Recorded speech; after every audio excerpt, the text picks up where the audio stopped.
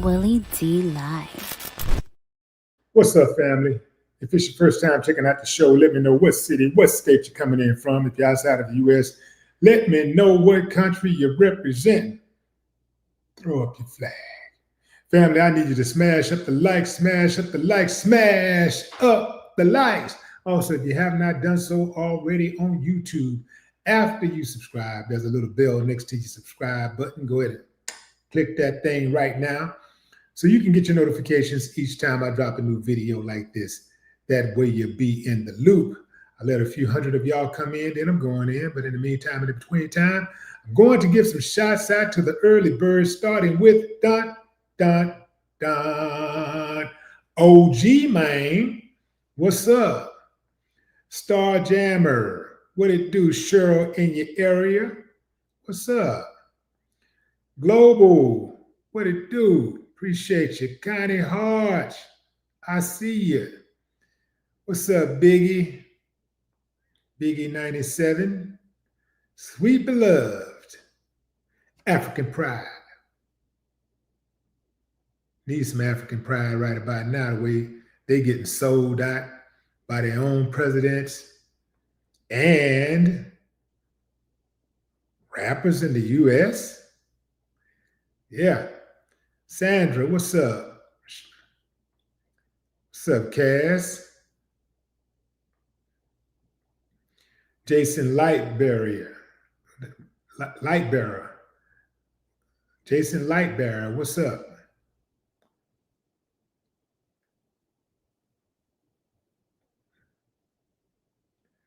Was that Cutler, Don Sean, Ray, what's up? Kevin Mass, what's good, Ohio? I'm going in, fam, going in. So Donald Trump, your president, has once again found a way to sell out Americans. Oh, man, was he kissing the ring while talking to the Saudi prince today? I mean, he kissed, royal ass. You know Trump wants to be a dictator, right? King, dictator, whatever you want to call it. He really, really loves the idea of people being afraid of him and bowing down to him. That's indicative of a person who was never really popular with the women, wasn't popular. You know, he wasn't a star athlete. You know, he wasn't popular with the women. He didn't have some great gift. All he had was inheritance. So everything that he got because of his money. And he used his money to bully people around and bend people to his will. Check out Donald Trump talking to the Saudi prince. Last 6 months, I mean, I don't do these reports. They say 0 people have been able to come in. Is that pretty good? Mr. President, why wait for Congress to release the Epstein files? Why not just do it now? You know, it's not the question that I mind, it's your attitude. I think you are a terrible reporter. It's the way you ask these questions. You start off with a man who's highly respected, asking him a horrible, insubordinate, and just a terrible question. And you could even ask that same exact question nicely. You're all psyched up. Somebody psychs you over at ABC. You're going to psych. You're a terrible person and a terrible reporter. As far as the Epstein files I have nothing to do with Jeffrey Epstein. I threw him out of my club many years ago because I thought he was a sick pervert. But I guess I turned out to be right. But you know who does have? Bill Clinton, Larry Summers, who ran Harvard, was with him every single night, every single weekend. They lived together. They went to his island many times. I never did.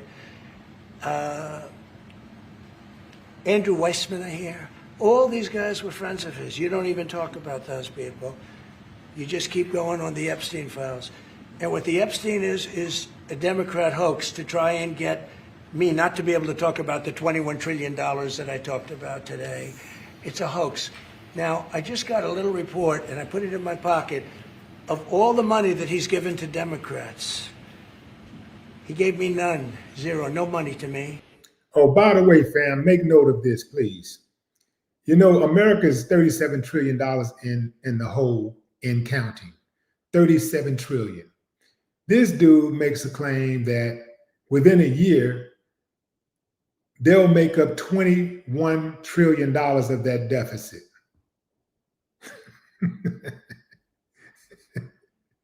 This is a dude that's still holding on to $2,000 in payments to the American people because, quite frankly, we ain't got it. But he gave money to Democrats, and people are wise to your hoax. And ABC's is your company, your crappy company, is one of the perpetrators. And I'll tell you something. I'll tell you something. So why not just sign it now? I think the license should be taken away from ABC because your news is so fake and it's so wrong. And we have a great commissioner, the chairman, who should look at that, because I think when you come in and when you're 97% negative to Trump and then Trump wins the election in a landslide, that means obviously your news is not credible and you're not credible as a reporter. So if you don't shoot him some softball questions and you're not pro-Trump, he will weaponize the FCC commissioner against you to take your license away. I think that's unprecedented. I answered your question. You should go and look at the Democrats who received money from Epstein, who spent their time. Larry Summers was with him all the time. That creep of the fund guy was with him all the time. What's his name? Who? Reid Hoffman. I don't know Reid Hoffman, but I know he spends a lot of money on the radical left. Reid Hoffman, in my opinion, should be under investigation. He's a sleazebag. And those are the people, but they don't get any press, they don't get any news, and you're not after the radical left because you're a radical left network. But I think the way you ask a question with the anger and the meanness is terrible. You ought to go back and learn how to be a reporter. No more questions from you. Who else has a question? They don't get any press, they don't get. Let's go back and find the anger and meanness in her question. Let's go see if we can find it. Let's go back and see if we can find her question where it's anger. Respected, asking him a horrible. They say 0 people have been able to come in. Is that pretty good? Mr. President, why wait for Congress to release the Epstein files? Why not just do it now? You know, it's not the question that I mind, it's your attitude. Did y'all hear the anger and meanness? I didn't hear any anger and meanness. I just heard a question. You know, very measured question. Let's move on.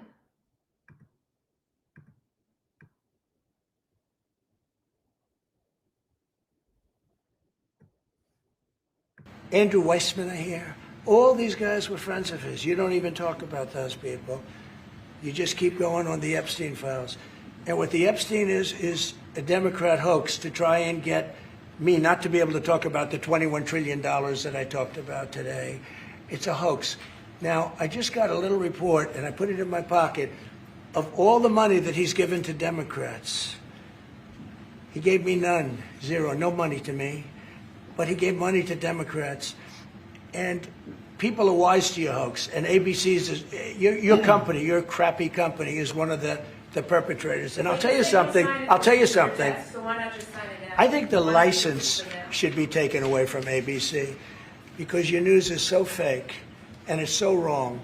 And we have a great commissioner, the chairman, who should look at that, because I think when you come in and when you're 97% negative to Trump and then Trump wins the election in a landslide, that means obviously your news is not credible and you're not credible as a reporter. So I've answered your question. You should go and look at the Democrats who received money from Epstein, who spent their time. Larry Summers was with him all the time. That creep of the fund guy was with him all the time. What's his name? Who? Reid Hoffman. I don't know Reid Hoffman, but I know he spends a lot of money on the radical left. Reid Hoffman, in my opinion, should be under investigation. He's a sleazebag. And those are the people, but they don't get any press, they don't get any news, and you're not after the radical left because you're a radical left network. But I think the way you ask a question with the anger and the meanness is terrible. You ought to go back and learn how to be a reporter. No more questions from you. Who else has a question? Prince, very quickly, I want to ask you, how much money is Saudi Arabia giving for Gaza reconstruction? We are in discussion about that. Still, there is no amount being It'll be a lot. named, but we will definitely help. Yeah, he's going to, it's very important to him. And a quick follow-up, the International Security Force, given your pledge there will be no U.S. boots on the ground, what is the U.S. role going to be in that? And how do you sort of ratify the allegations that this could undermine Palestinian sovereignty and even the path to statehood? Look, I think we're going to get along great with the Palestinians, and we know their leadership. We just had a very, you hate to say war, but it was a war. Very, very successful. And you could say really it was on behalf of everybody. We did that on behalf of everybody. And the outcome was extraordinary because we had the best pilots, the best equipment, the best planes, the best everything. And Israel bought the best equipment. They bought it from us. Everything's from us. It all starts here. This office, I was talking to the Crown Prince a little while. You walk into this office, for somebody from the outside, the Oval Office, it's the most powerful place in the world. You're standing right now in the most powerful place in the world. And no matter how big you are, these are the biggest people, the richest people. They walk into this office. It's special, isn't it? Look at him. He's so happy to be here. But you walk into this office. It's the Oval Office. And we've done a lot of good with this office. I've stopped actually 8 wars. I appreciated your question before. But I've actually stopped 8 wars.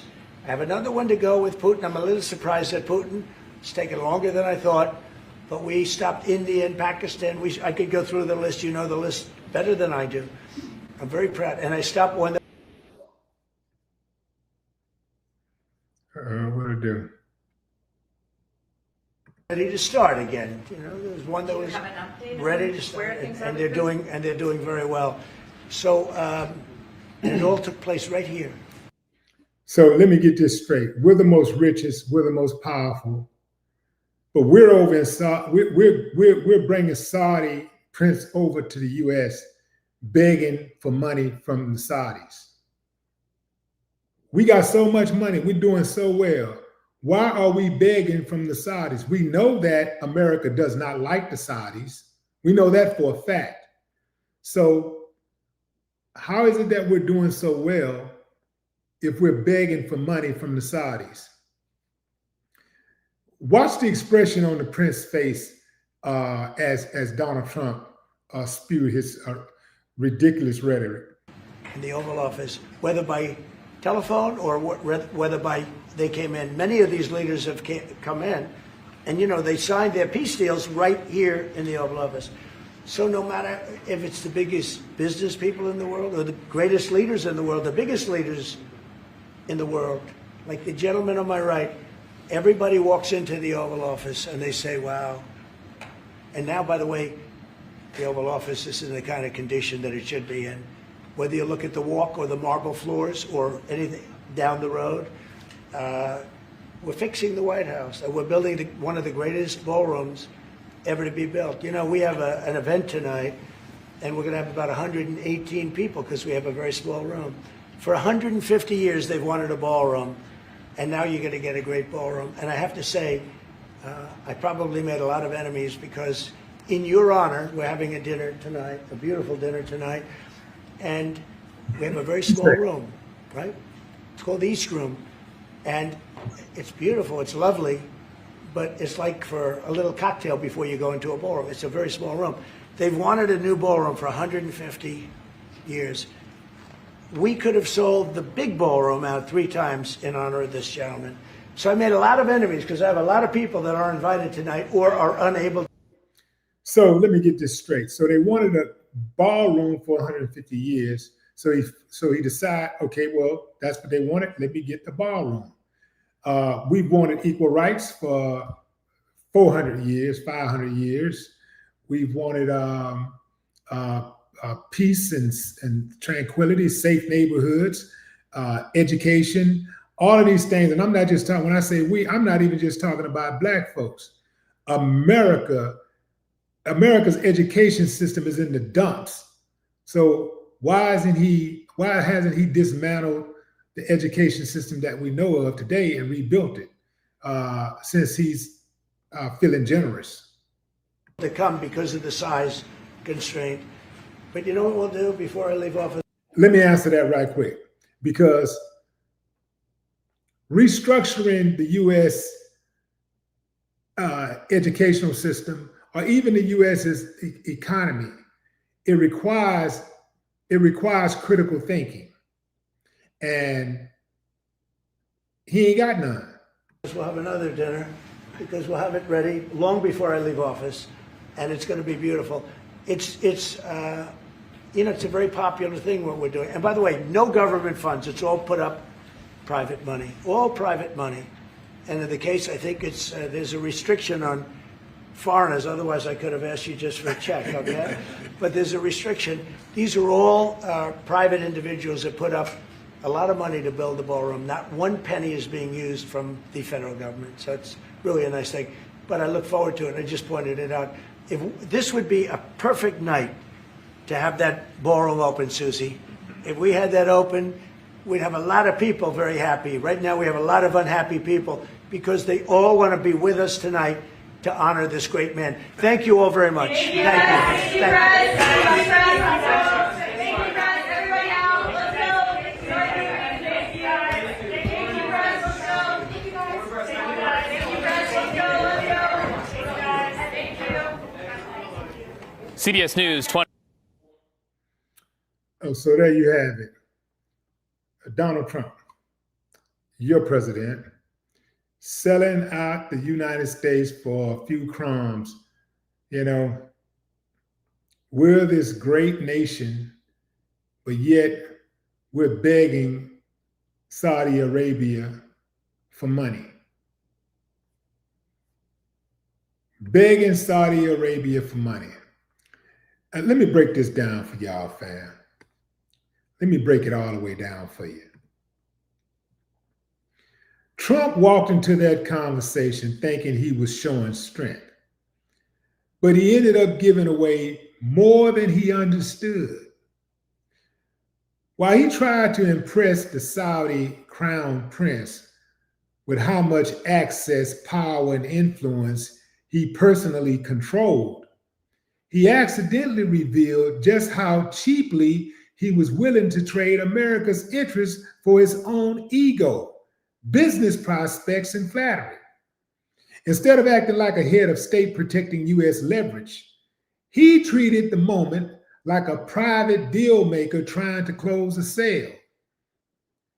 That opened the door for the press to shape the narrative, play to Trump's insecurities, and position Saudi interests ahead of America's, while Trump thought he was the one in control the entire time. The result, he undercut U.S. institutions, dismissed his own intelligence agencies, and showed foreign leaders that praising him was all it took to bypass America's usual safeguards. He didn't realize he was selling the country out because he thought he was the country. Let me tell you something, family. When a leader can't see the difference between personal validation and national strategy, that's how a conversation turns into a giveaway. That's how a conversation, a discussion about fair exchange turns into a giveaway.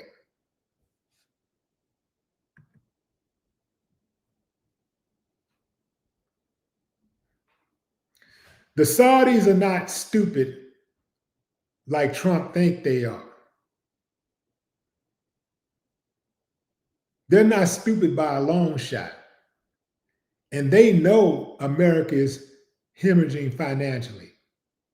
And they know America is hanging on by a thin shred in regards to the civility in this country.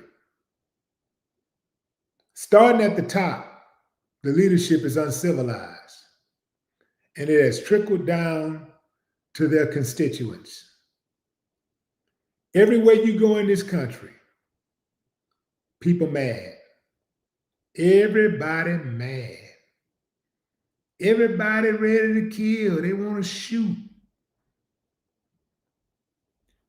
America would have us believe that the greatest threat to Americans are foreigners. The greatest threat to Americans are the people who kill them on an everyday basis, Americans. When we put that alarm system in our homes, when we put the alarm system on our car, when we go buy that gun, we're not thinking about the image we think when we blast in that gun. When we think of blasting that gun, we don't have an image of somebody from Saudi Arabia. We don't have an image of an Arab, or Indian. We don't have no images of those type of people. We have an image of Americans. That's who we're thinking about. Americans. The greatest threat to America is Americans.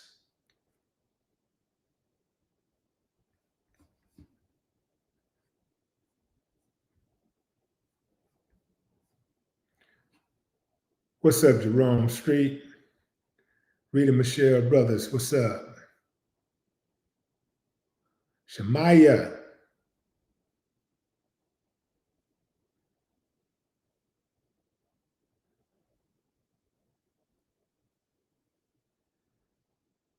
I said Miss Styles in class. Miss Style in class.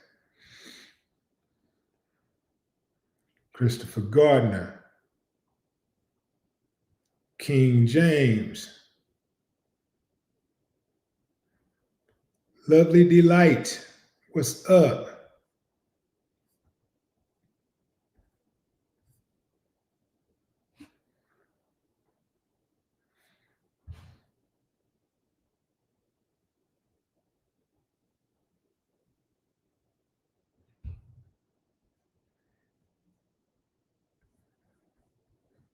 Let's see what Donnie said at the beginning, what he had to say at the beginning when he first started talking to the prince. Our cameras and crews inside the Oval Office as President Donald Trump has a sit-down meeting with the Saudi Crown Prince. And what was a pretty fiery exchange there.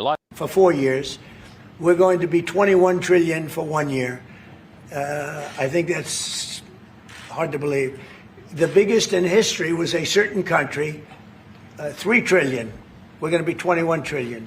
On top of that, prices are coming down. We inherited a mess with high prices, the worst inflation in the history of our country. We had inflation that was a single 4 years, the worst inflation in the history of the United States.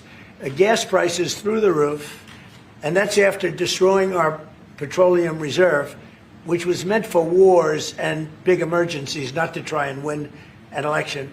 They opened up the reserve so that people get $3 less in gasoline, and it didn't work. They got about 3 cents less, because as big as those reserves are, they're peanuts when you're talking about that kind of traffic. And we're rebuilding the reserves. We're doing all of this. And Trump just be lying, fam. And I guess he knows that most people don't research. He knows that most people really are not politically astute. So he just let those lies roll right off of his tongue because he knows that most people are not going to fact check him. But guess what? Most people really don't have to fact check him to know that he's lying. Because if you're out here living, you're living the reality. He's living in an alternative reality. The reality is gas prices are up, food prices are up, the cost of living is up. If you want to get a roof over your head, to maintain a roof over your head, that price is up. The price for tuition is up. Everything is up. He just telling bold-faced lies, and he doing it with a straight face. And the damn reporters who are there, they scared to ask him about it because they don't want to get their company's license revoked. We've done a job. We're also bringing down prices very substantially, and we've already brought them down very, very substantially. Gasoline is way down. I think you'll be seeing $2 gasoline, but we're now. Let me explain something to you, fam. You're never in your life going to see $2 gasoline prices again in the United States. That ain't going to happen. That will never happen. It's not going to happen any more than you're going to ever see a bag of chips for $25 again. I mean, for 20 cents again. It'll never happen. I found me a troll, y'all. I'm about to block him. But let me say this before I block him. The reason why we block trolls because trolls are hoes. And so are they mammies. Their daddies are losers. Their mammies are hoes. The reason why they're trolls is because they have nothing better to do but cause confusion. Nobody likes them. They have no good friends. They have no real true friends. They can't maintain a relationship. That's why they're trolls in the first place, because people who can maintain healthy relationships wouldn't dare be a troll because they have other things more important to do. So you loser, who I'm about to block, and I know you're sick thinking to yourself, damn, is there more than one loser in the chat than me? That may be, but for right now, you it. So long, sucker. Have a nice trip.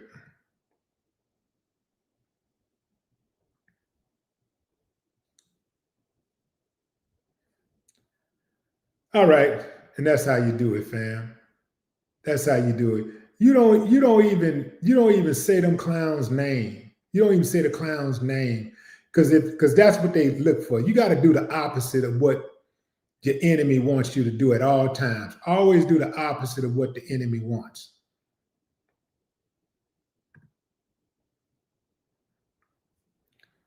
Moving on.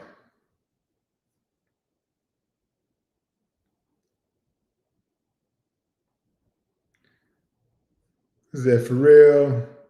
Is that Pharaoh? Pharaoh Desmond, what's up? What's up, Rock B? Annette Odom. What's up, Jerome Street? Yeah, back to Trump. At 250, 245, some are lower than that. It was $4.50, $5, $6, $3.50, $3.75, under by all different numbers, but way high. And we have energy way down. But the biggest thing to me, because I know what it means in jobs, is the fact that we're at over $17 trillion, Scott, and we expect to be around $20, $21 trillion in 1 year. And that's many times bigger than in history. The highest number was $3 trillion. And we're going to be at 21 trillion. That means new plants, new AI, new auto plants. We have auto plants coming in from Canada, from Mexico, from Germany, from Japan. Toyota just agreed to invest $10 billion on new auto plants, all American workers. We've never been in a position like this. You can go back to the beginning. Our country has never been in a position like this. And it really is because of the fact that we use tariffs to bring all this money in. And you're going to see the results in a year when these plants start to open up. We have more plants under construction now than at any time in the history of our country. And these are big plants. These are the biggest plants anywhere in the world. And I want to thank you because you've agreed to invest $600 billion into the United States. And because he's my friend, he might make it $1 trillion, but I'm going to have to work on him. But it's 600. We can count on 600 billion, but that number could go up a little bit higher, yes, or I don't know. We'll see. But we appreciate it very much. Now, keep in mind, fam, the U.S. don't benefit from that money. He's saying you're agreeing to invest. He's agreed to invest $600 billion in the U.S., right? He said invest. That means whatever if he invests $600 billion in the U.S., that means he's going to own whatever it is he's investing in. Very much. So Saudi is going to be investing at least $600 billion, and that means investments in plants, in companies, money on Wall Street, and what it really means for everybody that really counts is jobs, a lot of jobs. We have a lot of jobs. So I just want to thank you. We've been really good friends for a long period of time. We've always been on the same side of every issue. I think we've done a great job in wiping out the nuclear capacity of Iran. Nobody else could have done that. No other president would have done it. We had the pilots in the Oval Office right here. We were celebrating a very successful attack. So I had them in with that beautiful B-2 bomber that's over there. And they said, sir, for 22 years, we practiced this attack. Our predecessors, these were very young guys. That's how you look at somebody that you know you're above. That's how you look at somebody that's beneath you. Look at that smirk that the prince has on his face, like, boy, this joker can talk. He's nobody to me. He's just a speck. At least 600. There is also a lot of things that we're working on in the future. We believe in the future of the United States of America. We believe in what you're doing, Mr. President, really creating a lot of good things and good foundation to create more economic growth, more business in America. And it will also your work for the world peace. I believe, Mr. President, today and tomorrow we're going to announce that we are going to increase that $600 billion to almost $1 trillion of investment, real investment and real opportunity by details in many areas. And the agreement that we are signing today in many areas in technology, in AI, in earth materials, magnet, etc., that will create a lot of investment opportunities. So you are doing that now. You're saying to me now that the $600 billion will be $1 trillion. Definitely, because what we are signing, it will facilitate that. And we I like will that build very on much. it. You work hard. No, that's great. I appreciate that. That's great. We're doing numbers that nobody's ever done. And in all fairness, if you didn't see potential in the U.S., you wouldn't be doing that. Definitely. You don't want to lose money. As you said, Mr. President, it's the most hottest country in the planet. But what you're creating is not about opportunity today. It's about also long-term opportunity in the United States of America that will affect American economy positively in the next coming decades, preparing the right foundation of emerging technologies. That's a game changer for America in a good way, and we want to be part of it. Yeah, we're doing really well. And this, you don't see what we're doing so much because we have, although the construction industry sees it. We don't see what you're doing because you ain't doing nothing. If you look at Caterpillar, who's been incredible, the tractors, everything else, the numbers that we're doing in construction are unbelievable. Some of the plants that we're building, AI, and they're building their own electric with the plant. I gave them the right to build their own electric with the plant because no country, frankly, will have this. China's working very hard to produce enough electric, but we're beating China substantially at AI, which is a big thing. And we had a great meeting 2 weeks ago with President Xi, but on AI, we're doing well. And I have a man, David Rommel. Yes, sir. David, could you say a few words about what you're seeing on the job front and all of the some of the assets, and also how we've been helped by the Saudis in terms of the kind of investment they've made, please. Yeah, most certainly. Thank you for the opportunity. I am a facility leader for GE Vernova, and if you look at the landscape for GE Vernova investment, over $750 million in the U.S. focused on true manufacturing jobs here stateside. Here in the Oval Office. Why should Americans trust Who are you with? And the same to you, Mr. President. Now, who are you with? I'm with ABC News, sir. You're with who? ABC News, sir. Fake news, ABC fake news, one of the But the worst, question is one of the legitimate, worst sir. in the business. But I'll answer your question. I have nothing to do with the family business. I have left, and when I've devoted 100% of my energy. What my family does is fine. They do business all over. They've done very little with Saudi Arabia, actually. I'm sure they could do a lot. And anything they've done has been very good. That's what we've done. We've built a tremendous business for a long time. I've been very successful. I decided to leave that success behind and make America very successful. And I've made America more successful by far than it ever was, and that it ever could have been, no matter who was president. There would be nobody bringing in $21 trillion, that I can tell you right now. as far as this gentleman is concerned, he's done a phenomenal job. You're mentioning somebody. Keep in mind, family, this $21 trillion that he speaks of has not come to fruition. He's talking about what he's gonna do, right? Pay attention. That was extremely controversial. A lot of people didn't like that gentleman that you're talking about. Whether you like him or didn't like him, things happen. But he knew nothing about it, and we can leave it at that. You don't have to embarrass our guest by asking a question like that. Okay, just you ask, Mr. President, please, if you allow me to answer. You know, I feel painful about, you know, the families of 9/11 in America, but, you know, we have to focus on reality. Reality based on CIA documents and based on a lot of documents that Osama bin Laden, he used Saudi people in that event for one main purpose, is to destroy this relation, to destroy the American-Saudi relation. That's the purpose of 9/11.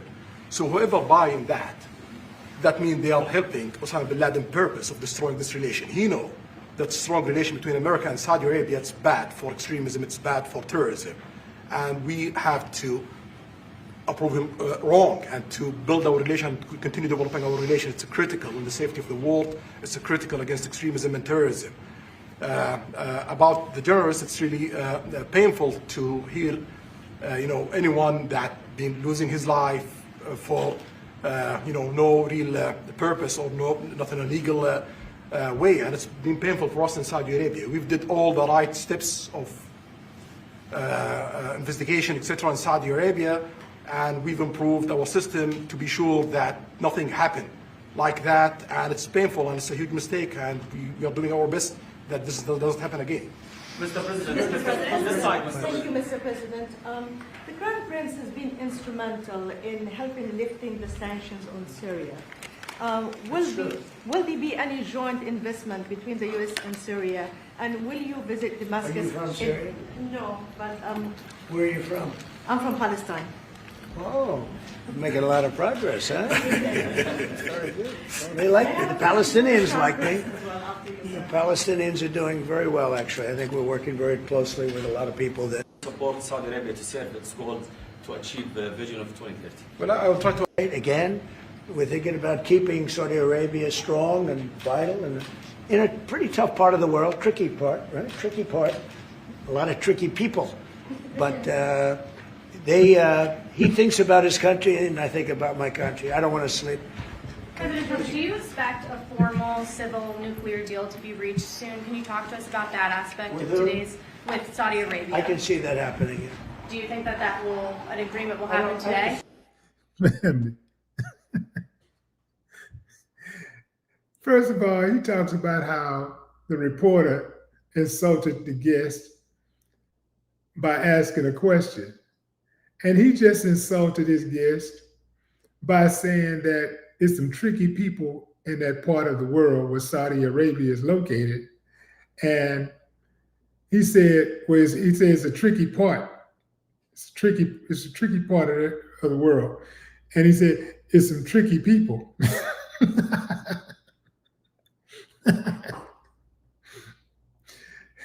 He insulted his own guest by saying that the guest, calling the guest tricky. Man, this dude right here, man, this dude is something else. And this is the same dude he asking for $1 trillion from. It's not urgent. It's always when you have civil nuclear, but you have more oil than almost anybody else. We actually have more oil and gas than they do, but I refuse to say that. And We have more than anybody. Can you imagine? And on the F-35s, are those sales? Israel had reportedly wanted those sales to be conditioned on Saudi Arabia moving to normalized relations. Israel will be happy. Israel is going to be Is that a happy. condition of the F-35? Israel's aware, and they're going to be very happy. No, Okay? Yeah, please. Hello. Hi, hello. My name is Aman Hazani from Sharq al-Awsat newspaper. I'm from Riyadh, of course. I have a question for the Crown Prince and for you, Mr. President. Crown Prince of Saudi Arabia, how much you expected from developing the cooperation with the United States in the field of new energy, AI, supply chain? how much you expected from that? No limit. We just continue pushing forward. There's no limit. So we just push forward for all the opportunities that we have. This is, you have to understand, this is really a great ally. Just the fact that they're now doing, I came in here at 6, I did not know that. I was pushing for the 1 trillion, but he didn't tell me that. Now he told me. This is a great ally of ours. You know, when you invest $1 trillion, that's national security for us too, because it creates jobs, it creates a lot of things. And I would say, Scott, right, when you hear one country is putting $1 trillion into the United States, that creates national security. And, you know, I think that they don't have to say that, but I think a big part of that is also the fact that tariffs are in play. At least 600. Yeah, it creates national security risk. Yeah. Yeah. But you can't tell him that because, he'll just ignore it. That's my time, fam. I appreciate y'all joining live. A few more shout outs before I shut it down. What's up, Supreme? Pretty Brown Eyes. ADHD 7712. What up? What up? Dominique Everett. What it do? Anthony Hendricks. MP Tech. Is that, how do you pronounce that name? Joshua?